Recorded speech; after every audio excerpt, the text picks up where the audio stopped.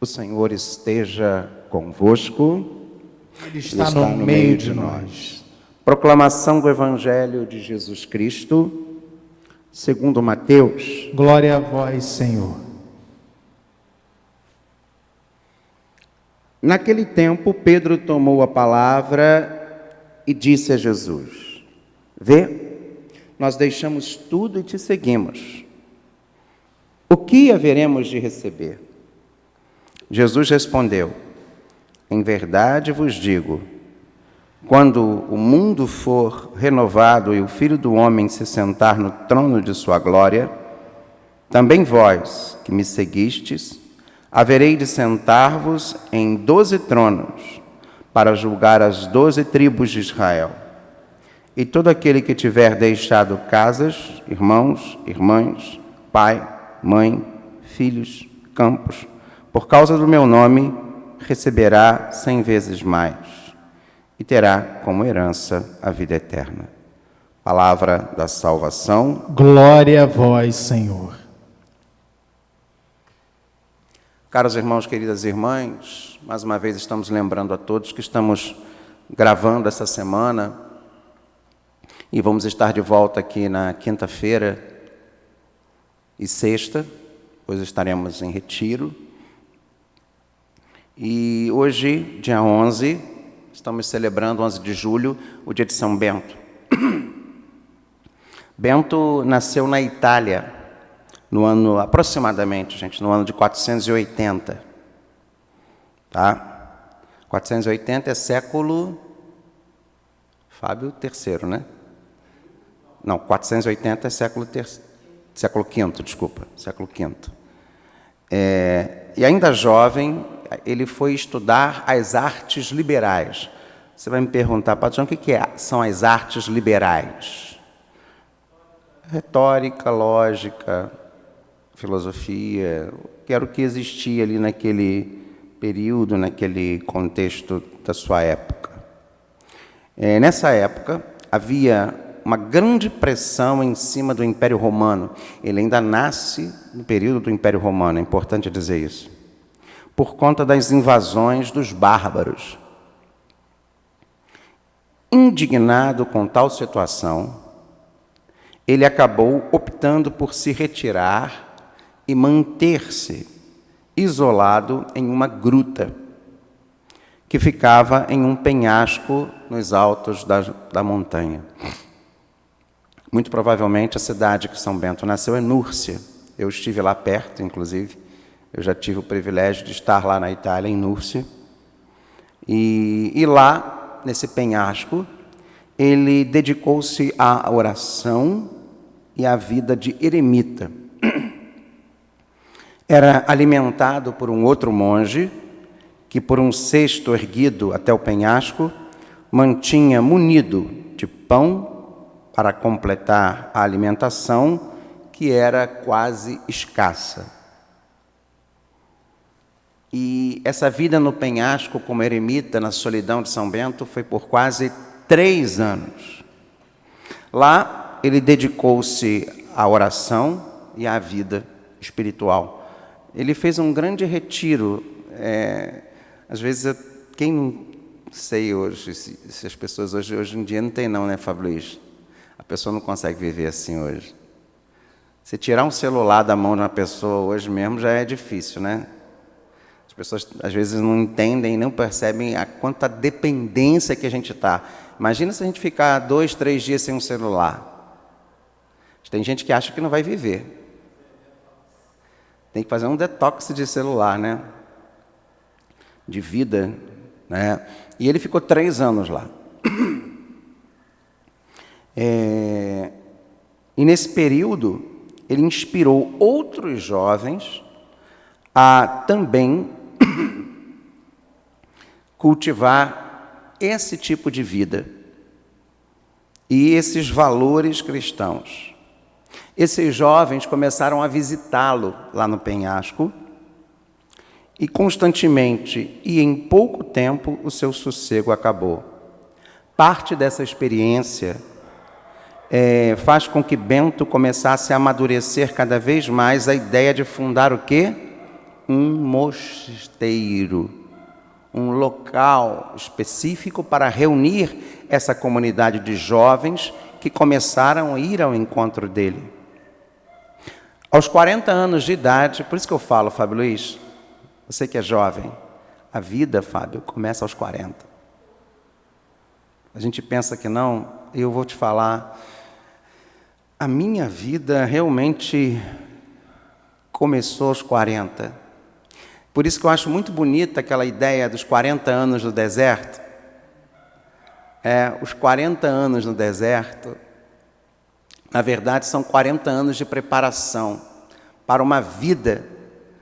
Aquele povo que caminhou no deserto 40 anos, estava se preparando. Eu falo que a escola da vida são 40 anos. A partir dos 40, a vida começa. Assim como começou para aquele povo de Israel. Eu tenho muito isso. E a minha vida, depois dos 40, mudou radicalmente. Eu era um jovem confuso, chato. E hoje eu vejo quanto a minha vida mudou a partir de que eu fiz 40 anos de idade. E a vida de São Bento também. Tem gente que fala assim, porque 40 anos você é velho.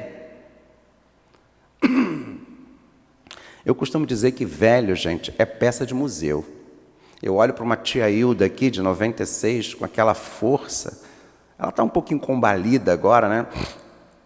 Mas também, né, depois desses 2 anos de pandemia. E olha, a tia Hilda nem teve Covid, com 96 anos. Aos 46 anos, ele sai da gruta, lá do penhasco, e vai para o sul de Roma, visando fundar o que seria o maior centro de vida beneditina de todos os tempos. Ele funda o mosteiro de Monte Cassino.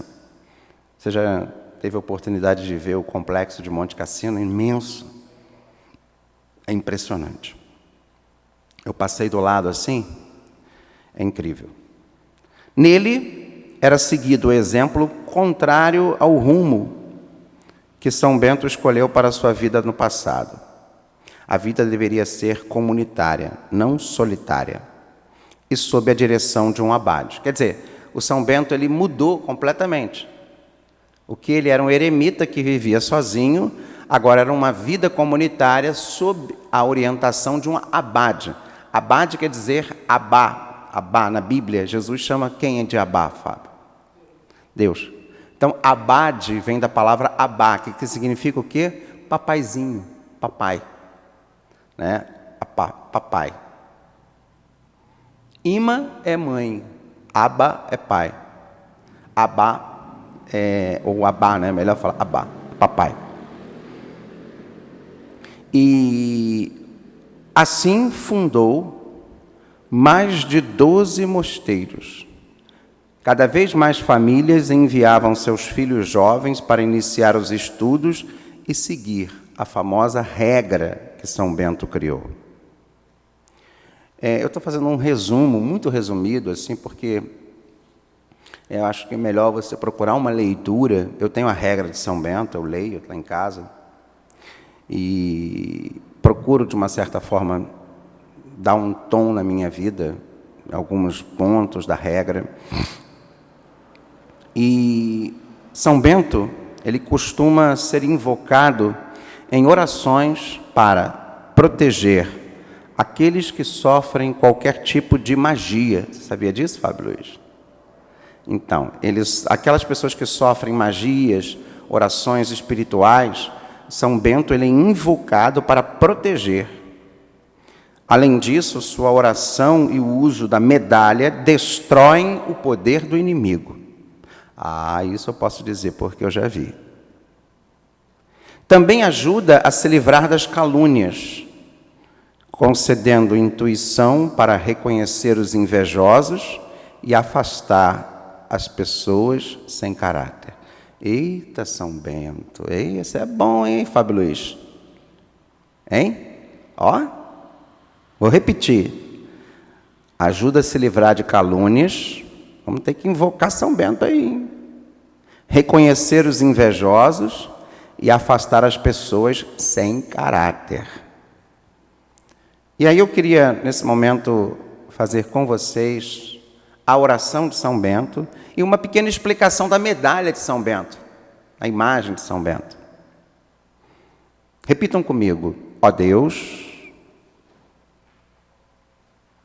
Ó Deus, vós que vos dignastes vós que vos dignastes derramar sobre o bem-aventurado derramar sobre o bem-aventurado confessor, o patriarca, patriarca, o espírito de todos os justos, o espírito de todos os justos, concedei a nós, concedei a nós, vossos servos e servas, vossos servos e a servas, graça de nos revestirmos a graça de nos revestirmos, de todos, de revestirmos desse momento, de revestirmos desse momento, desse mesmo Espírito, desse mesmo Espírito, para que possamos, com com o vosso auxílio, o vosso auxílio, fielmente, cumprir o que temos prometido. cumprir o que temos prometido. Por nosso Senhor Jesus Cristo, Por nosso Senhor Jesus Cristo, vosso Filho, vosso Filho, na unidade do Espírito Santo. na unidade do Espírito Santo. Amém. Amém. Agora eu vou fazer a oração. A gente chama de patriarca, mas é pai, né? Os beneditinos chamam de pai, né? Abá. Glorioso patriarca São Bento, que vos mostrastes sempre compassivo com os necessitados. Fazei que também nós, recorrendo à vossa poderosa intercessão, obtenhamos o auxílio em todas as nossas aflições. Que nas famílias reine a paz. Deixa eu colocar o óculos. Que na família reine a paz e a tranquilidade. Afastem-se todas as desgraças, tanto corporais como espirituais, especialmente o pecado. Alcançai do Senhor a graça que vos suplicamos, obtendo-nos finalmente que, ao terminar nossa vida neste vale de lágrimas, possamos louvar a Deus. Amém. Eu queria pedir a São Bento que intercedesse a Jesus para que caia por terra toda mentira na vida das pessoas, toda a maquinação do mal, toda a articulação do mal na vida das pessoas, todo tipo de mentira caia por terra e verdades possam vir à tona, por mais dolorosas que sejam, que possa ser retirada de certos olhos as vendas que impedem, os ciscos, sei lá, as traves, as pedras que impedem de se ver a realidade. E eu te peço libertação, conversão daquelas pessoas que estão perdidas de si mesmas e que estão indo pelo caminho do pecado e veredando para esse caminho porque não conseguem enxergar a luz do Cristo ressuscitado. Pai, glorioso Pai São Bento, retira do coração dessas pessoas o veneno do mal, do ódio, do rancor, da mágoa, e faça com que essas pessoas possam enxergar a verdade. Amém.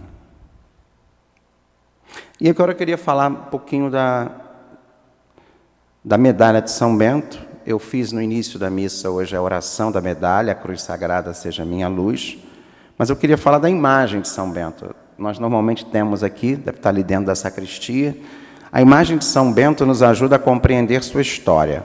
Primeiro, você já reparou que tem imagem que ele está com uma taça.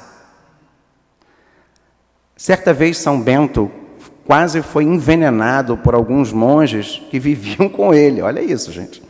Os monges mesmo que viviam com ele queriam envenená-lo. Isso só não aconteceu porque, ao fazer o sinal da cruz, antes de beber o seu vinho, a taça se quebrou, mostrando que aquela bebida oferecia risco à vida do santo. Sendo assim, após esse evento, São Bento compreendeu que nada mais poderia ser feito por aqueles homens que não conseguiam se adaptar às suas regras, decidindo por deixar aquele mosteiro. Então, nem todo mundo, às vezes, que vai para um mosteiro, para uma casa religiosa, está no intuito de viver uma regra de vida. Isso é importante, né? E essa taça que normalmente a gente vê na mão de São Bento, nas imagens de São Bento, representa isso. O livro, Fábio, tem um livro na mão de São Bento, na imagem. O livro representa a regra de São Bento, reunindo todos os preceitos considerados essenciais para a vivência de uma comunidade monástica cristã. Simples e diretas, as regras são seguidas por todos os mosteiros beneditinos até hoje. A regra de São Bento parte do conceito do orat et laborat, ou seja, orar ou rezar e trabalhar. Trabalhando, a mente está ocupada, propiciando aos seres humanos crescimento e desenvolvimento. Até porque tem aquele ditado, né, Fábio Luiz? Cabeça vazia, oficina do encardido. O hábito preto. Além de significar sobriedade e humildade, o hábito preto é ainda principal símbolo da ordem beneditina, utilizado até hoje a seus adeptos. O cajado ou báculo é o símbolo que representa o pastoreio do abade, líder do mosteiro, sobre os outros monges, sob seus cuidados. Tal objetivo é semelhante ao utilizado pelos bispos e representa o pastoreio sobre a diocese a elas confiada. Como um pastor usa seu cajado para guiar seu rebanho, as regras e ensinamentos de São Bento guiam todos os membros da ordem beneditina. Por isso, a presença dela em sua imagem. Em sua imagem, São Bento é representado também com uma mão abençoando, simbolizando um ensinamento bíblico precioso. Não retribuam o mal com o mal, nem insultos com insultos. Pelo contrário, bendigam, pois para isso vocês foram chamados, para receberem bênção por herança. Carta de São Pedro, capítulo 3, versículo 9. A medalha de São Bento é de extrema importância para a Igreja Católica e para todos os seus devotos. As primeiras foram confeccionadas lá em Monte Cassino, mantendo como símbolo principal a cruz. Muito usada pelo santo em diversas situações, incluindo aquelas que evitou por várias vezes a morte, para ele o sinal da cruz era como um sinal de coisas boas sendo feitas, da vitória contra o mal e a morte. Ao longo do tempo, a medalha sofreu muitas variações. Nas mais antigas, é possível encontrar a figura de São Bento rodeada pela frase em latim, eius in nobito nostro presentia muniamur, que significa, sejamos protegidos pela sua presença na hora de nossa morte. As medalhas mais atuais têm essa frase substituída por Cruz Sancti Patris Benedicti, Cruz do Santo Pai, né, São Bento, Pai Bento, ou seja, Sanctus Benedictus São Bento. Já no verso encontra-se a figura de uma cruz com as seguintes inscrições: CSPB, Cruz Sancti Patris Benedicti, Cruz do Santo Pai Bento. Ou CSSML, Cruz Sacra Sit Me Lux, a cruz sagrada seja menos. Aí vem as iniciais da oração de São Bento, tá? Em 1942, não 1942, que está errado. Deve ser em 1542 ou 1642. O Papa Clemente XIV, ou em 1042, acho que é em 1042. O Papa Clemente IX, vê o ano do Papa Clemente IX aí, Fábio Luiz, por favor. Eu fiquei agora curioso. Clemente XIV, desculpa, Clemente IX. Clemente XIV.